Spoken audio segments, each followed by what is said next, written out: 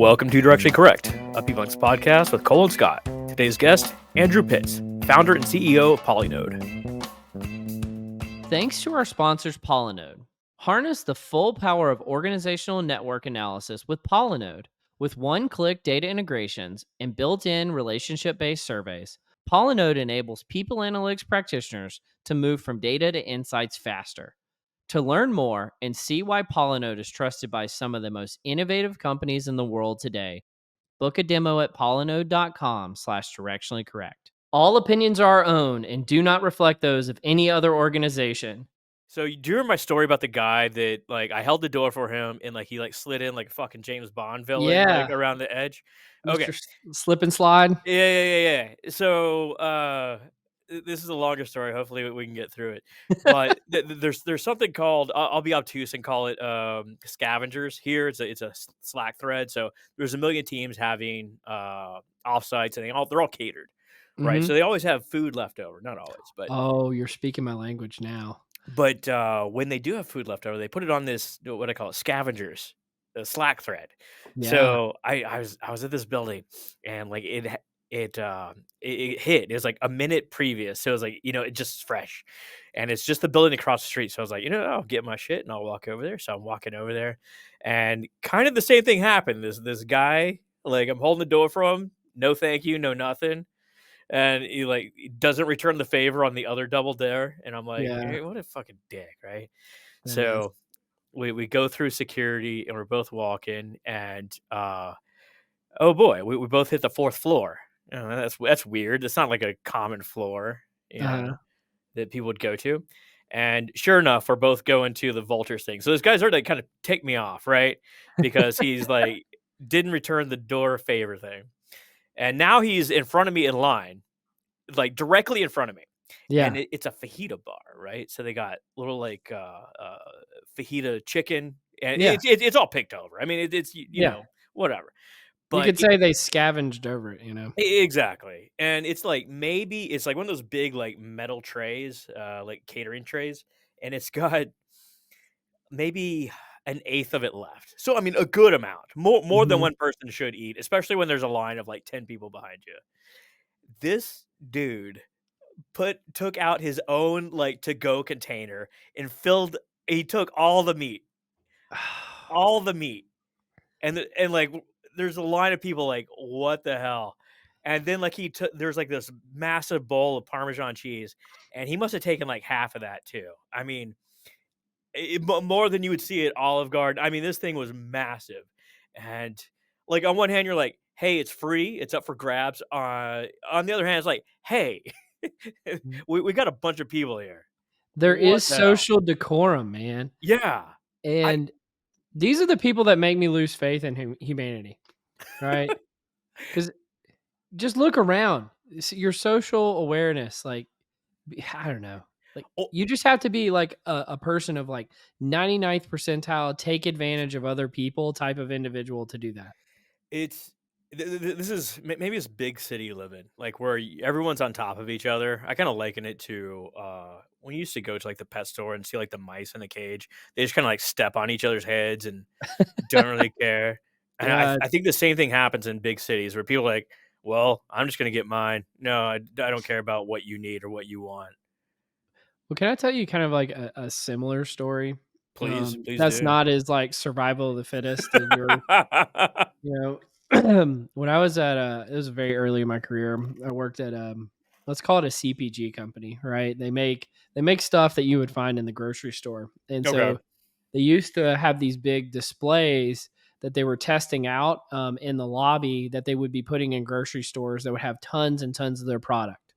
And you're talking buy our thing, a big display. Yeah, buy our thing. It's cool. You might have a Super Bowl one, right? Yeah. And it would be like that. And when they took those big displays down, they just gave away all the product internally. Oh, okay. And so every once in a while, you would literally see adults sprinting down the hallway and you'd be like, why is that person sprinting down the hallway? It's because they found out that they were taking down the big display, and you could literally get tens, if not hundreds of pieces of this product, right, to take home with you.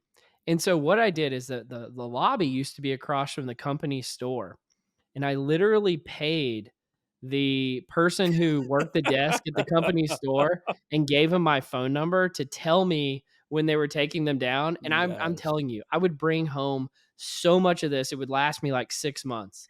Like, what And what what are we so talking about? Like, anything good, or is it, like, oh, yeah, sponges? it's really good. Like, I probably brought home, if I had to estimate, $300 worth of this product. You know, and if you knew what the product was, like it was that's a substantial number of the product. We were like, I remember I had this box, this like cardboard box. You know, like they ship boxes with like couches in them sometimes. Yeah, yeah, Like a massive. box that size, completely filled to the top with this product, and I was like, oh, it was the best moment of my life. I love watching people freak out over free, ostensibly trash stuff, Yeah. like, there's a lot of swag out there, and, like, thank the Lord for swag, don't get me wrong, but some of it's, like, destined for the landfill. Like, I'll walk through, like, an aisle in Target and be like, "This is all just straight to trash," right? Like, no one's it Yeah. isn't durable, it isn't has no value on the shelf.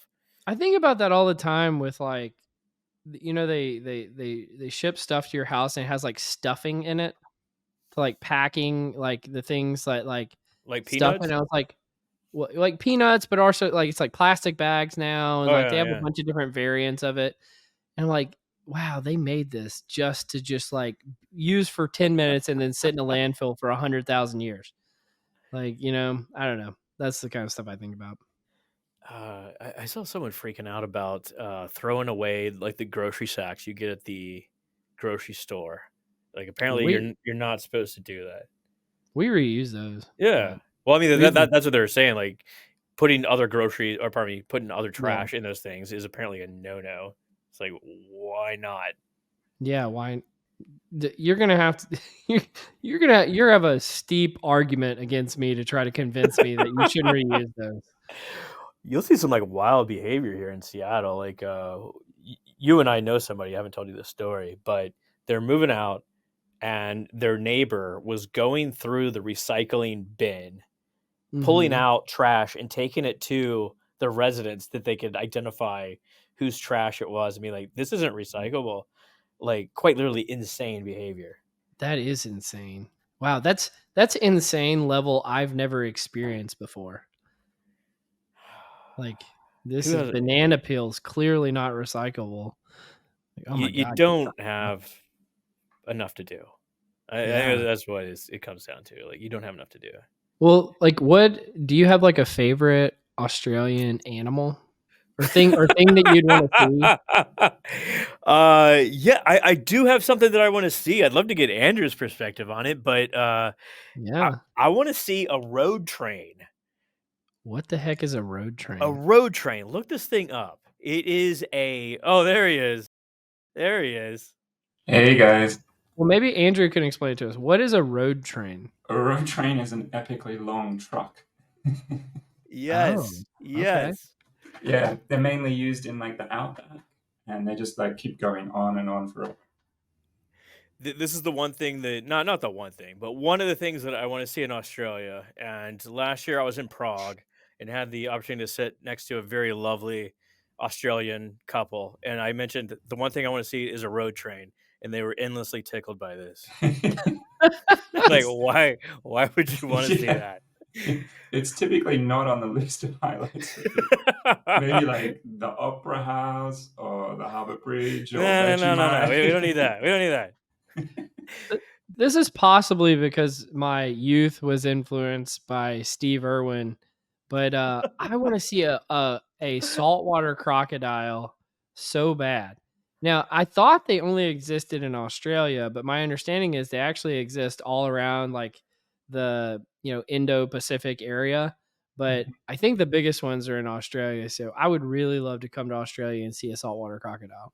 Yeah, I mean, I hope you don't see it live. I hope you go to a crocodile farm or something like that. Yeah, that's what I mean. I don't wanna, like, be You wanna swimming and be like, "Hey, buddy, how you happen doing?" upon one. Yeah. You need to Yeah. go has needs to have a sign or a pin at Or least, right? crossing the road in your road train. So Well, these road trains, by the way, they're like what 30 semi trucks long. I mean, they're forever long. Yeah. how did they not block the traffic? Like logistically, how does this work? Well, they're mainly used in the outback, so there's not that much traffic. Okay. Middle of Wow. nowhere, and it's like a massive snake going down the road. Mm-hmm. That's wild. Imagine trying to pass on the left. Or I guess, is it on the right in Australia? It's Whatever. on Passing on a 2-lane road. Passing like a Pass it. half-mile long one. You have to go like 150 miles an hour for like 30 minutes to pass it. I don't know. But well, have you ever seen like a saltwater crocodile, Andrew, while you were like ocean swimming? Sorry, I want to come back to this because I know you ocean swim. Wait. So you go out in the ocean, like deep water swimming? Is what I'm hearing? Yeah, you just like swim out in the ocean, and yeah, it's for a couple of kilometers, and it's the most relaxing thing in the world. Not crocodiles. Sometimes sharks, but yeah. Well, I mean, just sharks. I think crocodiles are actually more dangerous than sharks. I believe that. Yeah. Mm. They see us as food. Sharks don't see us as food, generally speaking. Mm-hmm. Yeah. Well, what got you into ocean swimming? Just out of curiosity. Oh, I don't know. I think it was probably about 10 years ago, and I just decided it was something I wanted to do. And yeah, there's a big ocean swim every year in Australia, and so I just decided to do that. And then obviously have to practice for it, and I just started to enjoy it. Fascinating. You got riptides to look out for, and I'm sure they have all this sort of marked, so they understand where this sort of stuff is, right? Yeah, but I mean, it's generally pretty safe.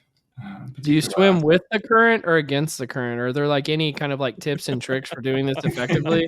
Don't swim out where the water looks calm, because that's generally where there's a riptide.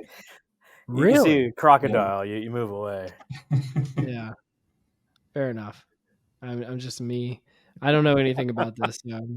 Thought I would ask good faith questions about ocean swimming. I'm glad that we have someone here to really talk about networks, though. Andrew loves networks. Last year I made a network of these citations at PsyOp and posted it online, and he grabbed it and made it way cooler through the Polinode system, and I was like wildly impressed by this. Yeah, thanks, Scotty. I don't know that I've actually mentioned this to you, but this year we're actually going to be at PsyOp. Polinode's going to be. Oh, fantastic! What? Yeah. So are you presenting? You have a booth? No, what's the deal? booth. So it'll be the first year. It's for quite a few years, people have been, encouraging me and saying, PsyOp is a conference that you really have to go to, and so yeah, we literally had the conversation with the PsyOp folks a week ago, and so we're going to have a booth, and so we haven't yet decided, but we'd love to create another interesting network for PsyOp. So maybe what we're thinking is something like a citations network for the people that are presenting at PsyOp. Well, that's fascinating. Absolutely. This is breaking news. You're going to be at PsyOp. This is fantastic. We're going to have to get together. Yeah, we better get together. Yeah. Because we've spoken a few times, but I don't think we've ever met in person. I'm not sure that I'm personally going to be able to go to PsyOp. Polinode will be there. Polinode will be there. Okay. He slips it in at the last second. Well, I did 3 trips to the US last year, so I'm trying to keep the number of trips that I go to the US somewhat more manageable this year. Yeah, makes sense. Well, you had done some fascinating work in the past, like specific to people analytics too, of creating these networks. I don't know, I can pull it up on the screen. You had this network you mapped out all the people analytics influencers using LinkedIn data. What was kind of the story behind that? Yeah, so that was actually, we were at another conference, and I started to think to myself, I wonder how all the different people at this conference and the exhibitors at this conference are connected together, because there are obviously all kinds of different strategic relationships and partnerships, competitors, and so the idea was to map like the ecosystem around this HR tech conference. And so I thought, well, where do I get the data to kind of map that ecosystem? And the idea came to me that when you look at a LinkedIn profile for a company to begin with, you see on the right-hand side, you see the other companies that people who viewed that profile have also viewed, so that people also viewed data. And that, of course, is network data. So we were able to kind of extract that data from LinkedIn that people also viewed data and kind of map originally it was the HR tech ecosystem. And then once we did that, we also realized that we could do the same thing for the profiles of individuals. So just start with, a seed set of nodes or people in a particular space, and then use the people also view data to kind of map the ecosystem around those kind of seed nodes. And so what we did then was use, a group of seeds, just a handful of seeds in the people analytics space. So folks like, Richard Rosenhau, Heather Whiteman, a few other people, just a few seeds, and then we expand from there and iterate on the network and create the network of people analytics practitioners globally. Find the different clusters, find the people who have kind of outsized influence, just kind of based on those LinkedIn connections. So that was the genesis of it. How big is Cole's node? I think Cole's pretty big. It should be. It I'm should pretty be. big. The thing that I'm proud of, and you can see this on the screen if you're looking at it, is I'm like literally smack dab in the center of the network. Very If you look central, up, man. very central. And the thing that I found interesting from it, and we can go to the HR tech influencers one in a minute, but the people analytics one was if you just chop off the right hand third, that's like and again, there are exceptions to this because some of these companies have offices in like Chicago or New York or wherever, but it's almost all made up of the Bay Area. And I was like, my goodness, I didn't Yeah. realize how central the Bay Area was to the people analytics field, because the very center area where I'm a part of it, it's actually not that big of a cluster. And it's got people from Europe. It's got people from all over the US. It's got some folks from different places. And then it's kind of got the David Green connection to a bunch of like what I would call like more traditional influencers, like the, Adam Grants and that type, Josh Bursons and those type of people. But in the very center, it's actually a smaller cluster that's kind of globally distributed than just the San Francisco cluster, and that was fascinating to me. Yeah. I mean, I think that also illustrates just some basic principles of network analysis. It's just homophily, geographic homophily right there. So these people in the Bay Area connect to one another, and they show up next to each other. One point is like that's a beautiful graph. That looks absolutely beautiful. The colors on the black background is wonderful. Like, are you scraping this LinkedIn data by hand, or is it like you have like some sort of Well, no, we don't automated do it process? by hand. We have an Yeah, automated yeah, process yeah, for yeah. pulling that data in. Yeah, no, absolutely. Well, give us a little bit of the magic sauce. Like, how do you kind of scrape this type of data? And like, I'm assuming you're using the Polinode platform to put it together. Like, how does that work? Yeah, so I mean, for this LinkedIn data, I mean, and obviously, this is just it's not what we do on a day-to-day basis. This is using Polinode for an interesting Yeah. application, right? But for this data, we use, and there's a number of them. There's third-party services that will, allow you to. They do all the difficult things for you in terms of extracting that data from LinkedIn, and then you basically, because LinkedIn doesn't have any APIs, right? And so you can't use an API to extract the LinkedIn data, but basically what they then present is an API for you to query. And so we use effectively a third-party service API to pull that data in, and we write a script. And then Polinode has its own API, so we then write code that pushes that data as a network to Polinode. And so yeah, it's all automated, and yeah, all you have to do on our end is provide a seed set of nodes, and you get that kind of expanded resulting network. How does this work for like a company that's interested in Polynode? Like they may have a use case, they may have a general idea of what they want, and they come to you. And what's the next step in the process? Yeah, I mean, so what we do is, what we are is we're a platform for organizational network analysis, right?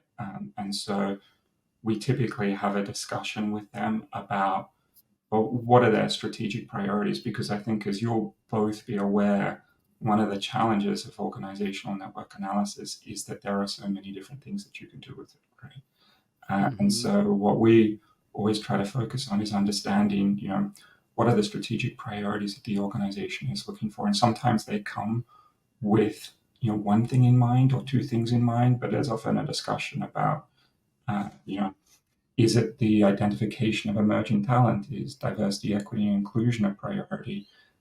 Is there a specific reason why you want to identify influencers and so on? And so it's about understanding where, what their priorities are and what would be most valuable for them. And that's often a two-way discussion. And then also often, because Polinode is a platform for both passive as well as active organizational network analysis, right? So on the one end, it's extracting data potentially from email log files or from enterprise social networks and so on. And on the other, it's asking people questions, active ONA, like who do you go to for advice, who do you work with often, those types of questions, right? And so there's also often a discussion about whether active ONA is the right approach or passive ONA is the right approach, or sometimes it's a combination of both. Once we understand what the priorities are, and once we have an approach in mind, it's then about executing that approach as well. Yeah.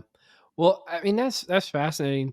I'm curious, like, how did you get into people analytics originally, and like, why did you create Polynode in the first place? Yeah. So my background's a little bit different to most people in people analytics. So I actually came to the people analytics world via investment banking. So straight out of college, or university as we call it in Australia, I joined Goldman Sachs. So I spent 6 years doing M&A advisory. So 4 years Could have here. used Polynode for that. I think that there's some really interesting use cases that relate to M&A, right? So one that doesn't get talked about that often, and is actually kind of a lot less popular than I thought it would be when I first started Polinode, is M&A integration, right? Like bringing two companies together. Yeah, it makes perfect sense, right? Yeah, it's not as far-fetched as one might think, but yes, 4 years in Sydney, and then 2 years in New York. So I worked at Goldman for 2 years in New York. And whilst I was in New York, I got appointed to an internal committee that was looking at things like attrition and overload and those types of call them HR issues, maybe even people analytics issues as well, right? But not really in the people analytics space, still in the M&A space. And I started to think about Goldman and organizations generally as networks at that time. And I pretty soon realized that I wasn't the first person to think about organizations as networks. As obviously, organizational network analysis has been around for a while, right? And even this was 10 years ago when I first started to look at the space. But I also realized that there wasn't really a tool to make powerful organizational network analysis accessible for people. And so I decided that what I wanted to do was basically to build that tool. So I resigned from my job in New York at Goldman and moved back to Sydney and started building Polinode. And this is probably really before the people analytics field itself really kind of exploded and grew that strongly as well. And definitely before ONA had the significant kind of spike in popularity that it's had over the last few years. That's basically why I built Polinode, to help people understand and improve the way that organizations function by looking at them and understanding them, through the lens of networks. It's an orthogonal data point, right? We have surveys and we have demographic information, but the way people communicate is just totally different from anything else. And I get annoyed when people say like, "Well, you can't really do anything with network data." It's like, well, you can't do anything with engagement data either, really, right? Like Yeah. you got to be a little creative. You got to think about the problem. You got to do this sort of thing. What what are some like easy entrances into network analysis, or like what are the most common issues that companies are facing that they can dip their toe into network analysis and start exploring the possibilities? Yeah. So I mean, I think there's really kind of three bread and butter, I like to call them, kind of applications of ONA, right? Historically, there's been two, but kind of a third one has emerged, I'd say, in the last couple of years. The first is really, understanding and improving collaboration, right? So wherever there are kind of silos, wherever there are teams that are, not working together where one would expect them to be working together, kind of mapping that and understanding that and using the network data to kind of help break through those barriers, improve that collaboration. Also, where there are potentially groups that might be collaborating more than you might want as well, right? So it's not always less, it's Absolutely. more too. So yeah, I would say the collaboration one is definitely, the bread and butter of ONA. The other one, and this one has a bunch of different sub applications or sub uses of it, but it's very much at the core of ONA, is the identification of influences, right? So finding people who have outsized influence in an organization. And often those are people that are kind of at the mid or more junior levels. You're often really interested in finding the people who have outsized influence. We often call them shop floor influencers, right? And then the question becomes, what do you do with those identified influences? And that's why I say they're kind of different sub areas, right? But you might, for example, put them in a room with the executive leadership team and just kind of use that to break through all the layers in terms of communication and improve the bi-directional communication from those kind of mid-level or more junior people with the more senior people in the room. But there are a whole range of different applications for those kind of identified influences. Change agent identification, which is historically done, I think quite badly in an organization. That's another kind of classic example for those kind of identified influences. And then the third one that I would say is kind of like an emerging bread and butter use case or application of ONA is diversity, equity, and inclusion. So Yes. it's really the inclusion side of DE&I. So understanding where in your organization, to give you a classic example, looking at gender, where is there less connection, particularly from a mentorship standpoint, between previously identified high potential, high performance females and more senior managers in the organization? Those types of questions. There's no real need to have diversity if people are not actually talking to each other, right? I mean, this is the core of inclusion. Yeah, and you can be diverse without being inclusive. Absolutely. Well, I wanted to come back to the second use case about key influencers for a second, and we referenced this earlier about the work you guys did using LinkedIn data to identify HR tech influencers. And this one was personal for me because at the HR tech conference last year, I guess I can say this now because it's a little dated. They put out this list of the top 100 HR tech influencers, and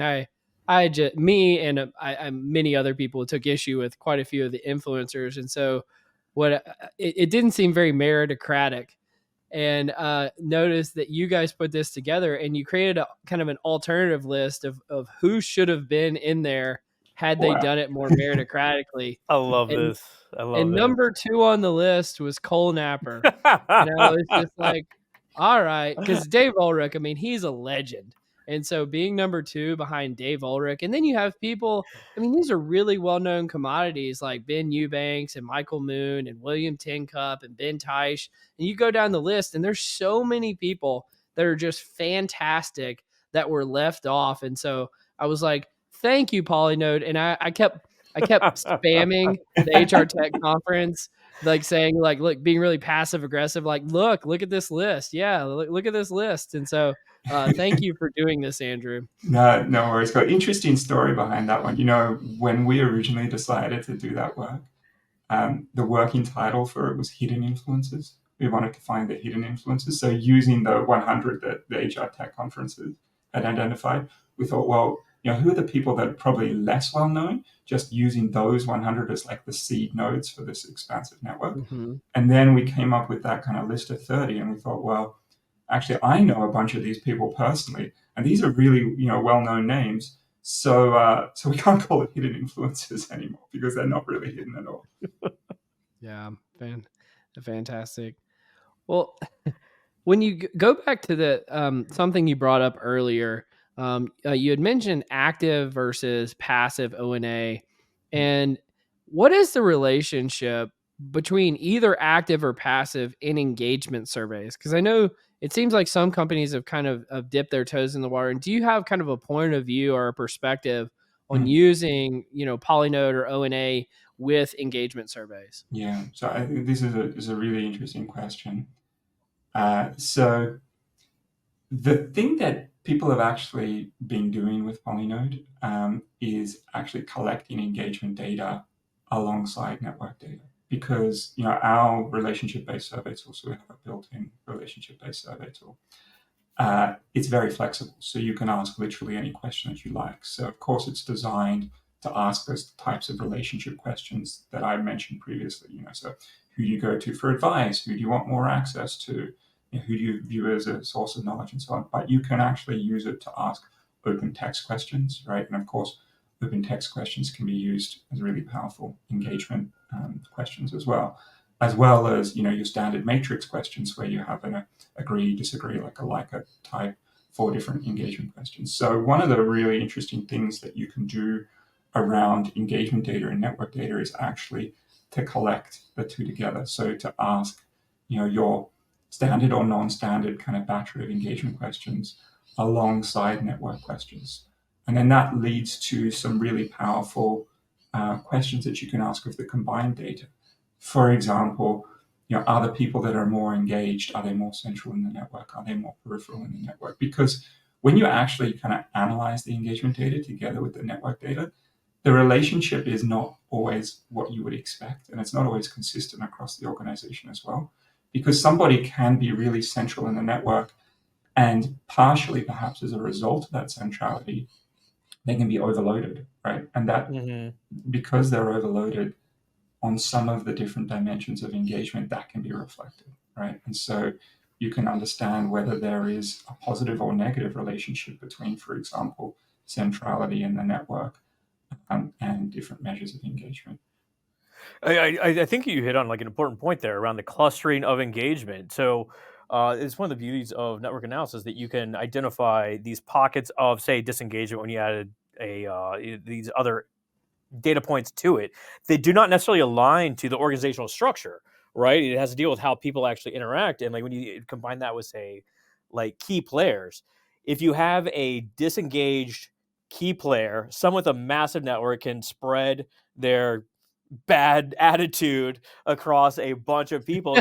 Now you got a real freaking problem, right? It's great, and you got to go talk to them or get them out or do something with them because they're gonna. It's rotten apples essentially. Yeah, and that kind of relates as well to the cultural influencer point that we were talking about earlier too. Yeah, Right? absolutely. In the other direction. Yeah, well, but cultural influences don't always have to be positive cultural influences. So depending on the way that you design the question, sometimes we want to specifically target the identification of positive cultural influences, but sometimes the most powerful cultural influences to identify are actually those people who might not necessarily be having a positive influence on culture as well. Yeah, Cole's number 2 on this tech list. I mean, we need to probably talk to him. They're not positive influences. They just said influencer, right? Yeah. Not necessarily, Cole. Not necessarily. No. Well, we had Hemerson on a few weeks ago from Roche.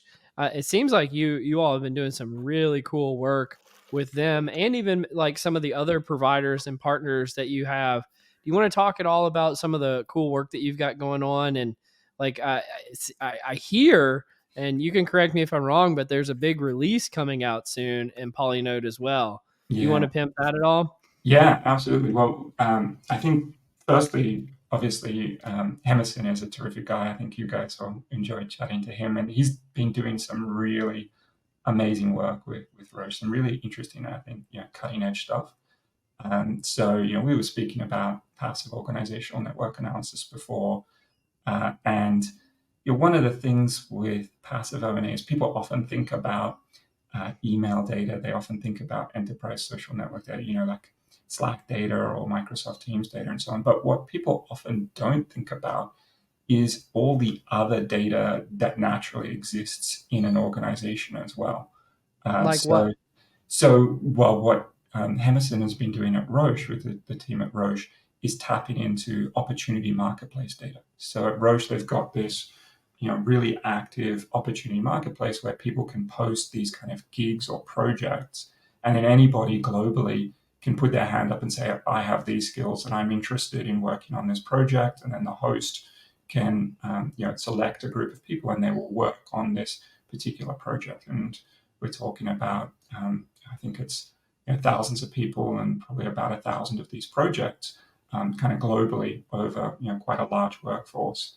And that is a classic network, right? You have people who are globally connected through these different projects. And so what we've worked together with Hemerson on is extracting this data from this opportunity marketplace and then analyzing it as a network, the connections that are created between people through the participation in this kind of large-scale opportunity marketplace. And then the really interesting and I think quite innovative thing that the team at Roche has done is actually democratize that data. So they're giving access to people, and this is people outside of people analytics. These are people kind of at the the coalface of the organization working on these different projects. So those people who want access to these interactive networks in Polinode that describe these kind of global collaboration networks, as they call it, have received access to kind of navigate and understand the connections that are created as this project and kind of give them insight into this massive global collaboration network. So, really interesting work that Roche has been doing on that. And then Polinode 2.0 was your other question, which I'm super excited about. Well, what is Polinode 2.0? Come on, you're burying the lead, man. Well, we've been working on it for about 2 years now. So I started Polinode 10 years ago now, and we've been getting a lot of feedback and ideas and suggestions from people over that time. And Polinode 2.0 is a full rebuild of essentially the entire front end of Polinode that incorporates a whole bunch of that feedback.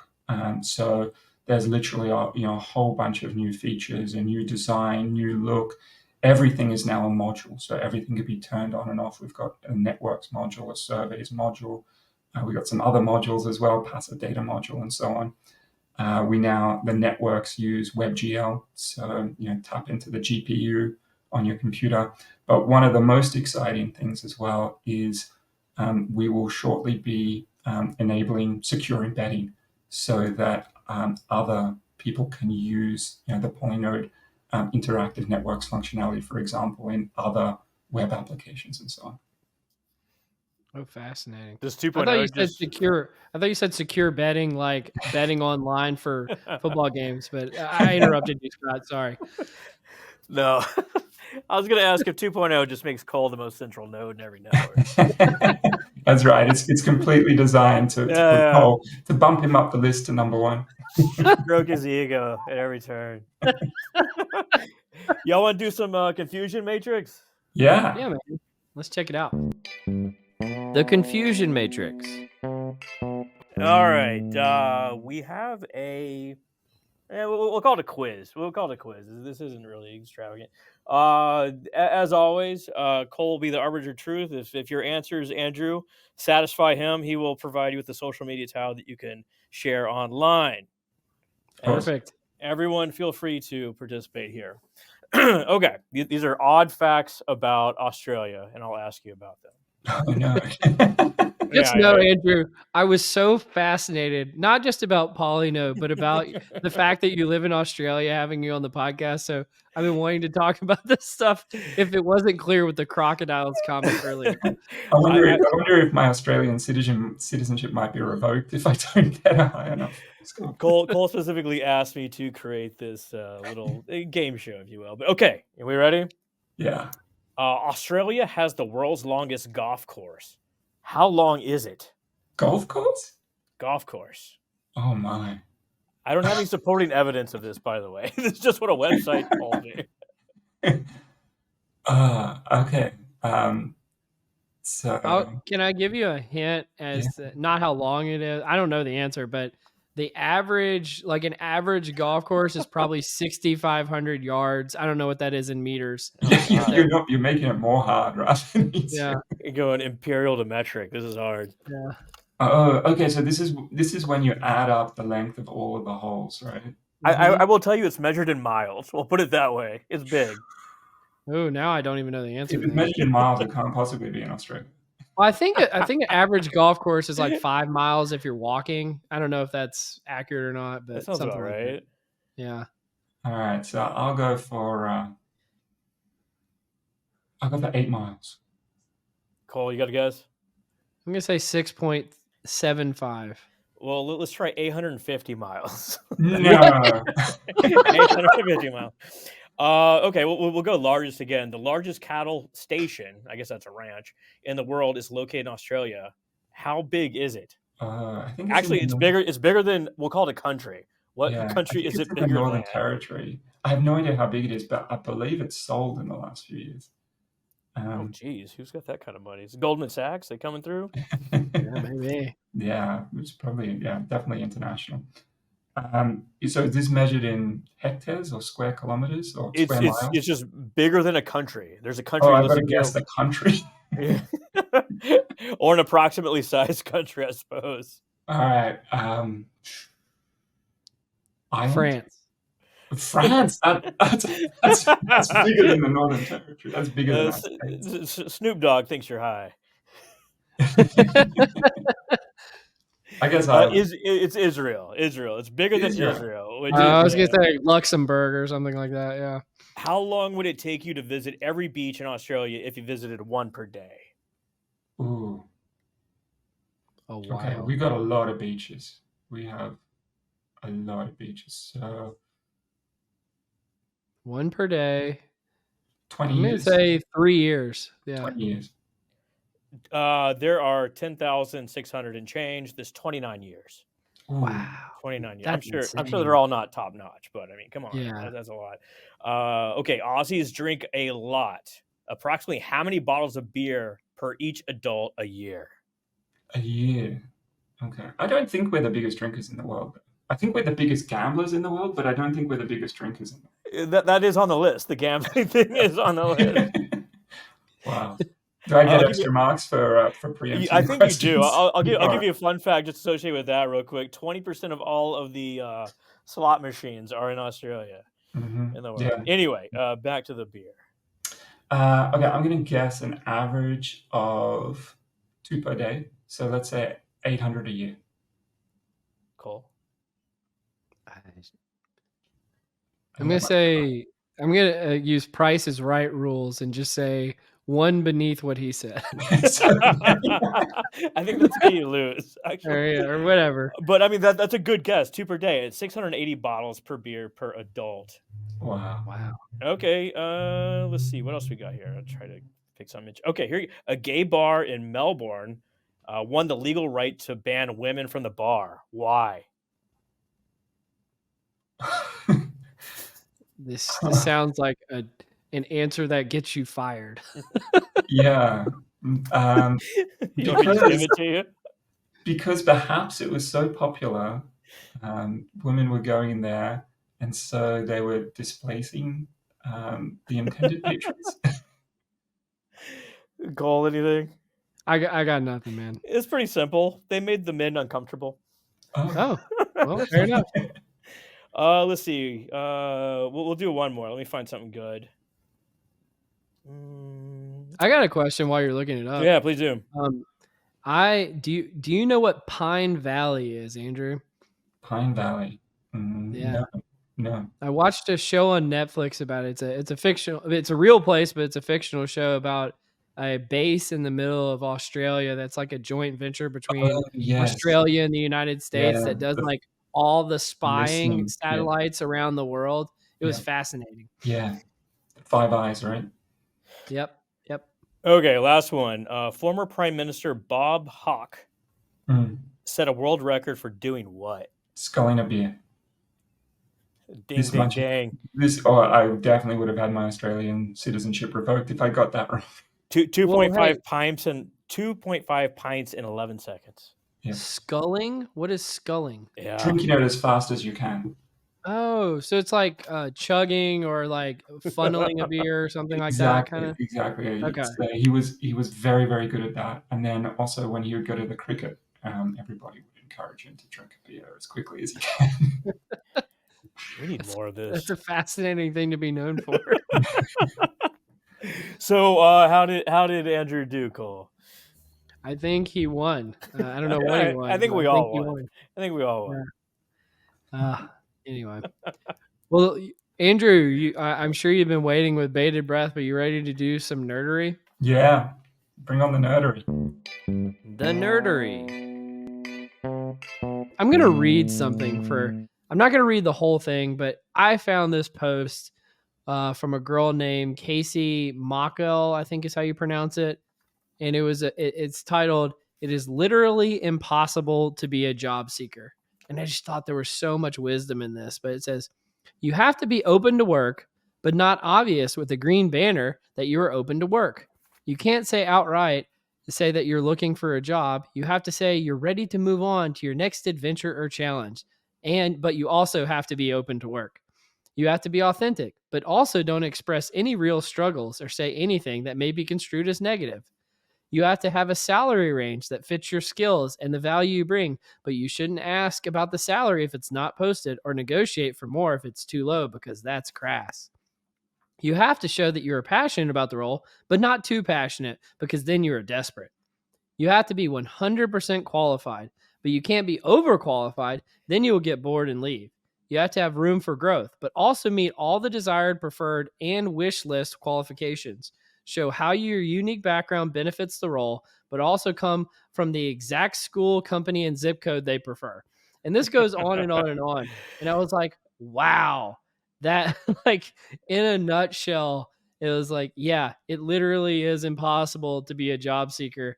And just over the last, I don't know, year and a half, basically ever since like they started doing kind of some of the mass tech layoffs, I've spoken with so many people that have been going through this and experienced this exact same thing. And this girl, Casey, just distilled it better than anyone I have ever heard. I don't know. How did you guys react when you read this? It's enough to make you want to start a company, right? Just get out of it altogether. Put it all in your own hands. Yeah, I mean, I can definitely empathize with it, because I've had friends who have been searching for jobs, and I think what she describes there is consistent. But from my own perspective, I haven't had to look for a job for 15 years. So the only time I ever went through kind of a formal interview process was when I interviewed for Goldman Sachs many years ago. But that said, I think what she says kind of, for me, highlights the importance of the interview process, right? When you're actually looking for people, and how important it is to have an empathetic interview process, and to try to find people's strengths, rather than when you're interviewing people, look for the weaknesses and the flaws. So when I was reading that was one of the reflections that came out for me. It's tough out there for a player, right? I mean, like you're trying your best. But I mean, like this is classic signaling theory. Like you see it in dating. Like you want to be into them, but not too into them, right? And like you see it in college coaching searches. Like I will go to your university, but only if you ask me to. All this sort of stuff. And it makes perfect sense that you would see this here. I think that organizations are essentially looking for well-rounded people, I guess. Like you can't be like too enthusiastic, which actually the antithesis, we talked about engagement earlier. You're looking for the highest engagement possible in your organization, but maybe that's not ideal, actually. Yeah. Mm. Everybody wants to eat at a 5-star restaurant for fast food prices. That's what I see it kind of distilling down to, is like, you just make it to where, if you can, again, get somebody the impossible, or what recruiters sometimes call the purple unicorns, out there. And the reason why you have to look for purple unicorns is because of everything that was said in this little diatribe by Casey. Is like, it's just impossible to be a job seeker. During the interview process, they put a cognitive load on you. Like, you probably need a paycheck, right? Or Yep. it's something that you want. So, like, you're extra eager, but obviously, if you're too eager, then like you're gonna, fumble your words or just be too much. Yeah, you can't be nervous, right? Because you can't want it too much, because then you'll come across nervous and overeager. Yep, exactly. Well, Scott, do you want to tee up the next one? Where are we going now? I don't even know what this is, to be honest with you, but Vanderpump Rules. Yes, What is yes. So I wouldn't go as far as to call this a prized possession, but I've been studying networks for several years now, and I found this just on Instagram, probably like 2019, and whoever this user is, essentially mapped out the Vanderpump network on a napkin and took a photo of it and like posted online, and I think it's so great. Are either you fans of Vanderpump? I've never even heard the words until you shared this with me. I have not heard of it previously. But thank you so much for introducing it. Oh my! It is absolutely insane. I get dragged to Vanderpump things every so often. I have been to the Vanderpump restaurant in Caesar's Palace in Vegas. It is very girly and very expensive and very good. I will put it that way. But what is it? Like, it's a TV show about ostensibly a restaurant. So like, there's fans out there that are going to get on my butt here because I don't really fully understand it. And it's pure insanity. Everyone is like fighting constantly or sleeping with each other, which is the point of this network. This is a very simple network, but I think it's great because it offers a couple different principles around network analysis. One, we have two different node ties or type of edges here. Like one is sex, and that's all the interconnections here. So all these people are sleeping with each other. oh And my God. the green lines are violence. So these are people that hit each other, or, whatever they did with each other. But with just a simple network, I don't know, there's maybe 20 people here, you could already start picking out central players and like how their interrelations work. Or like this Tom Sandoval, he's an insane looking alien guy, and he's always in trouble. But he has high betweenness here between Kristen and Ariana. You can already understand how this like sexual relationship would work in his distant favor, all these sort of things. But you can see like principles such as density of ties. So obviously sex has had a higher density. You can start seeing, once again, the key players in the network. Well, and also, what I find quite interesting is that the sex network is, of course, undirected, and the physical violence is a directed network. That makes sense. I mean, that's another principle right there. Direction of network. I mean, I thought, like, just from looking at it, I didn't actually look at what the colors of the lines meant until you said this, but it looks like there's a strong correlation between sex and physical violence in here too. Yeah. So there's definitely a lot of the violence. I'll just say this for listeners: this episode versus pretty much any episode we've ever had is probably a good one to watch on YouTube. A lot of this is not going to make any sense unless you've seen what we're showing on the screen. I'll say two more things. Like one, you don't need a whole lot of data to start understanding your network, right? You don't need to scrape everything. Of course, Polinode can offer those sort of services and get you hooked up there. But just a simple back the napkin, you already starting to understand the network, etc. But you brought up this as well earlier. You don't necessarily need to have communication ties. You can also have different sort of relationships between people that will have meaningful connections in the network. It doesn't have to be, say, emailing one another to be totally robust. Well, what's fascinating is, Andrew, you actually sent over, I guess, the same thing, yes, but all done in Polinode. I love it. Exactly. So Explain this. When you sent me a copy of that image, I was like, well, that's kind of interesting. I wonder if we can just create it in Polinode. And that's exactly what we did. We just took the raw data from that image, and because Polinode you can upload literally any network or connected data to analyze in Polinode. We uploaded that data, the Vanderpump's rules data, into Polinode, and it automatically runs a layout algorithm. So it looks a little bit different because, of course, when you're hand drawing the network, you're not able to just run a layout algorithm in your head. And so we've got the nodes kind of positioned according to a force-directed layout algorithm, and we've colored the edges by physical violence or a sexual relationship. Oh, and then the other thing that we've done here, in addition to what you saw in that hand-drawn diagram, is we've actually applied a community detection algorithm. So basically an algorithm that partitions the nodes in the network into groups that are kind of more connected with each other than they are to the rest of the network. So basically higher density of connections within the group.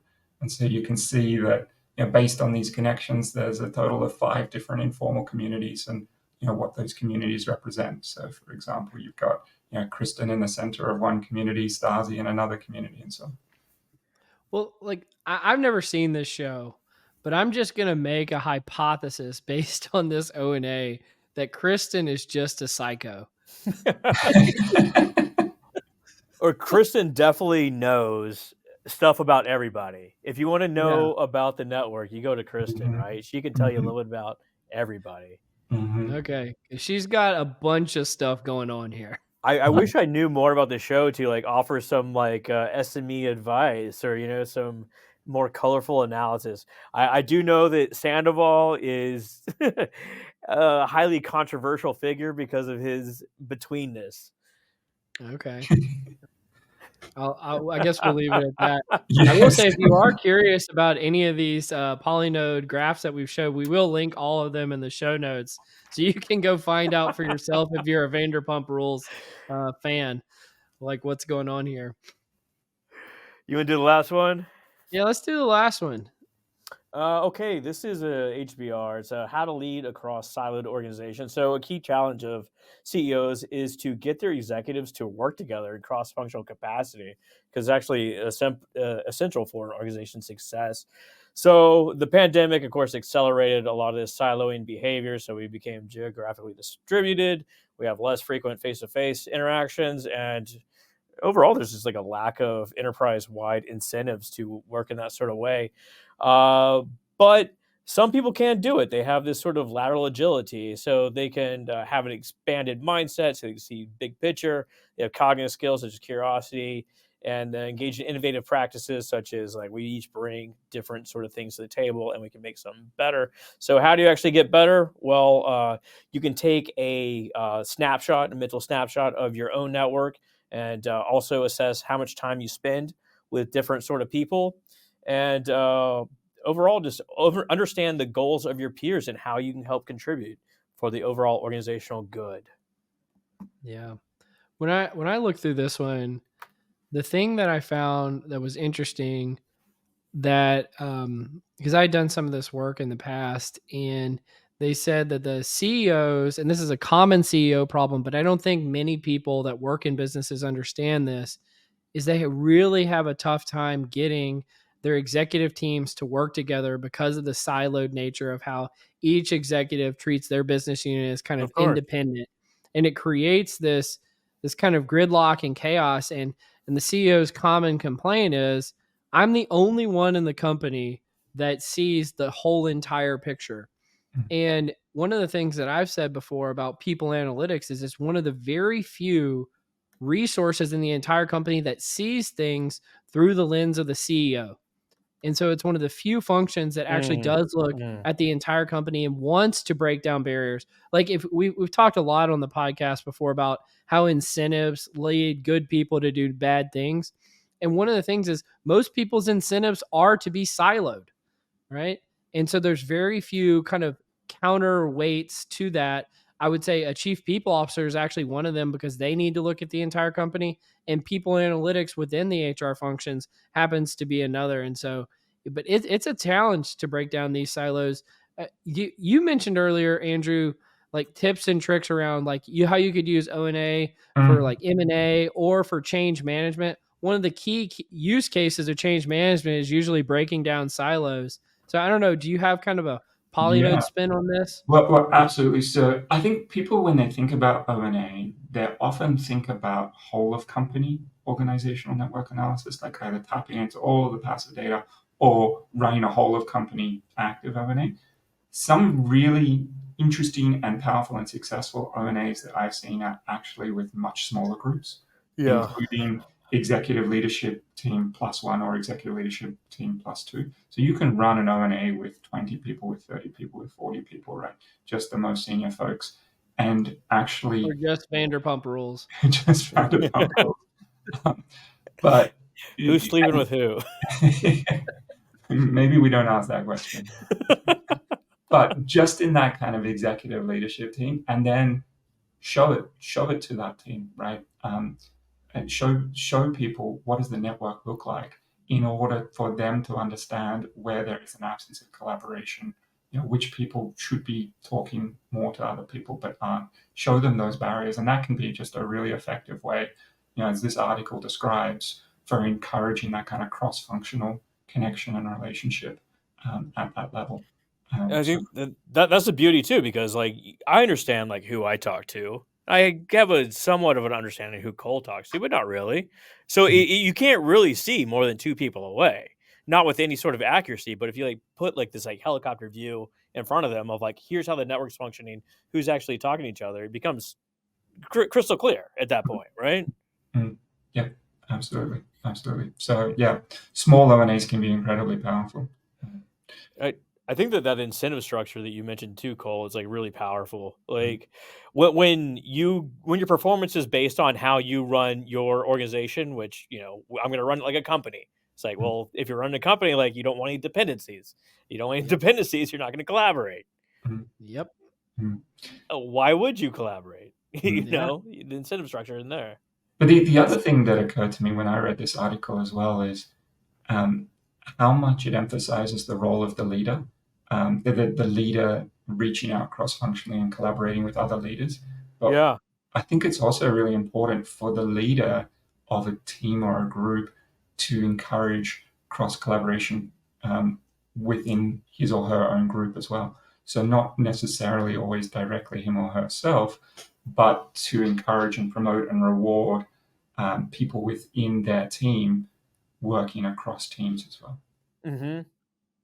Well, how do you do a lot of like maybe not cross company collaboration, but cross world collaboration? I mean, you're working American hours and Australian hours. How do you do that effectively? Wake up early in the morning. I mean, the truth is my days are relatively long. Because you have working with the US in particular in the morning in Australian time, and then I also do a lot of work with Europe in the evenings. But I think the way that I do that is I take breaks at lunchtime. So the least intense part of my day is often in the middle of the day, and so I think is that swim time, go in the ocean. Swim time is generally the weekends. I do try to go to the gym during lunchtime, but there's often not enough time to go to the ocean during lunchtime. But it's amazing what you can do as well just with Zoom. So I think it's really possible to build very real relationships with people all around the world. Over Zoom. Of course, it's much better to see people in person, which is why I do try to make trips to the US and to Europe, at least a few times a year. But it's the combination of the occasional in person, but then also video calls and talking to people online. These days it makes it very possible to span the world and not be tied down to Australia at all. Absolutely. Well, speaking of not being tied down to Australia, congratulations are in order. I know that you just got married and were out of the country on your honeymoon, so I appreciate you coming back to join us. You want to talk at all about your honeymoon? The honeymoon was great. Can thoroughly recommend Vietnam. We had a lovely honeymoon in Vietnam. Got back 3 days ago, feeling refreshed. Do you do any ocean swimming in Vietnam? A little bit of we spent. So I'm generally not a resort guy. I generally Okay. prefer not resorts. But at the end of the honeymoon, we decided to spend 3 days in a resort, just to have a bit of relaxation, because the lead up to a wedding and everything that goes along with that can be quite intense. And Hanoi itself, which is where we were before, can also be quite intense. So yeah, we spent a few days in a resort, and then had a lovely long pool, and I was able to get some swims in there. It's a tough life you live. It's a tough life. That's fascinating. Thanks so much for being on the pod, Andrew. How can folks get in touch with you and Polinode if they want to reach out? Yeah, I think Twitter, you'll find me on Twitter, and Pits on Twitter. You'll also find Polinode there. LinkedIn is always really good. Look me up on LinkedIn. I'm not hard to find on LinkedIn. And otherwise, yeah, send us a message via the website if you want to. Fantastic. Well, you've been fun to have on, Andrew. Thanks so much for joining us today. Thank you, guys. It's been terrific. Awesome. Well, you've been listening to Directionally Correct, the People Analytics podcast with Colin Scott and Andrew Pitts. Thanks for joining us, Andrew. Hey guys, Directionally Correct is dedicated to you, our listeners, to help educate and entertain you on how to effectively do people analytics. By supporting this podcast, you are helping us continue to provide valuable insights and knowledge to our listeners. Please consider becoming a patron of the podcast. You can find the link to sign up in the show notes or at patron.podbean.com/directionallycorrect. Thanks for your support.